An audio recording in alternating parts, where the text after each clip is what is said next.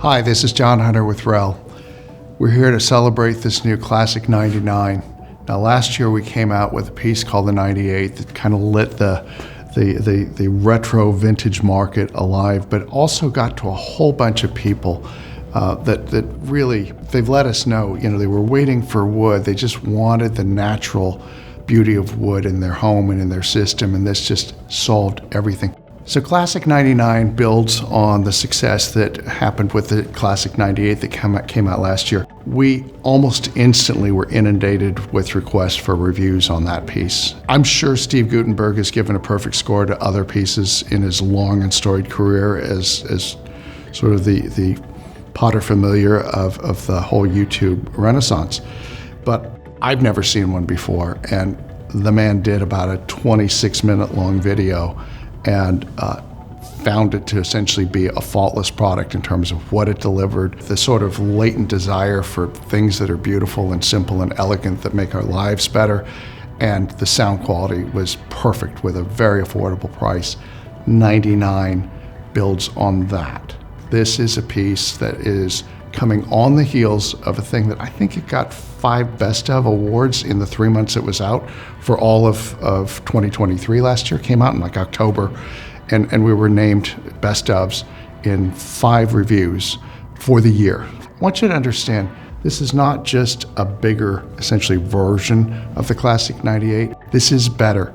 This is better in every way that matters to music lovers and theater lovers.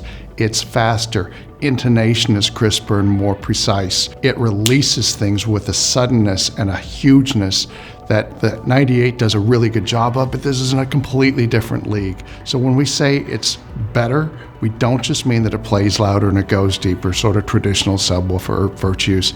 This is better because it follows along, it's more rhythmic, it's quicker, it's more insightful, and that's what we built into it. Oh, by the way, it goes a lot deeper and plays a lot louder.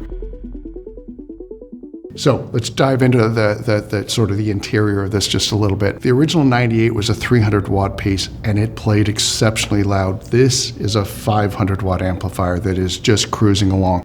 Now we only rate this at, I believe, 450 watts. It's very conservative. Rest assured, it's a 500 watter that's just cruising along in 6th gear. It's never stressed. When it plays deafeningly loud, it's so far inside of its comfort envelope, you don't have to worry about it, which is a huge thing for us because reliability is an absolute touchstone for REL. It has a big, fast down-firing 12. For the sort of boffins that say 10s are quicker than 12s, not this time. This is quicker.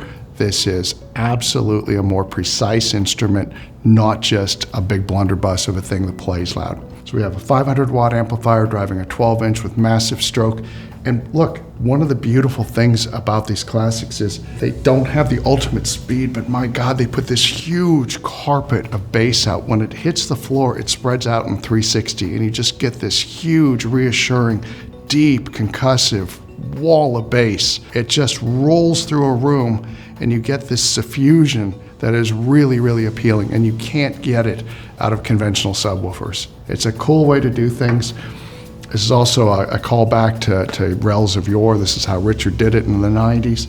It's a neat homage to him as well. This is a great piece that I predict is going to really find homes all over the world. It's not so large that you're going to be overwhelmed by its scale, and yet because of its greater scale compared with the 98, it just does things in this huge, comfortable, effortless way.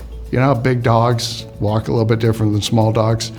This one walks a little differently than the Classic 98. It's a great piece.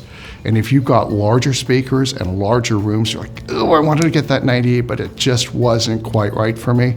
This is it. And going back to the speed part of it, this thing in stereo pairs is insane. If you want to hear a really huge, open, fast, modern soundstage, do stereo pairs of these and it'll be a real wake-up call for you.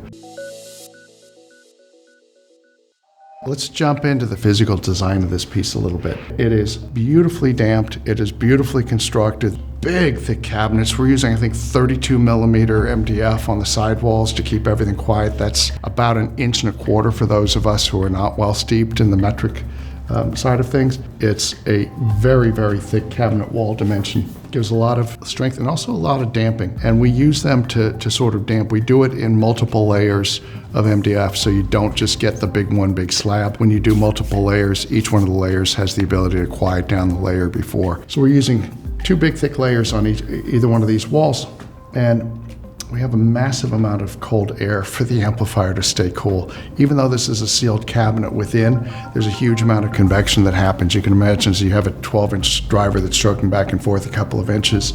It's fully capable of stirring up the air that is trapped inside there. And that air we use to our advantage. It keeps the amplifiers running very cool. Even though they're Class D, we want these things running forever. So we want to keep the ambient air that they're exposed to cool. So here we are with the rear panel of our Classic 99. This is a 500 watt pure Class D amplifier. It is cruising. We only rate this at 450 watts. Believe me, if you get to the point that you're using 450 of the 500 watts, your neighbors are going to be unhappy with you. This is a very loud, high output subwoofer. So this is the Classic 99, 500 watts, 12 inch, plays stupid loud, goes incredibly deep, and just makes you happy.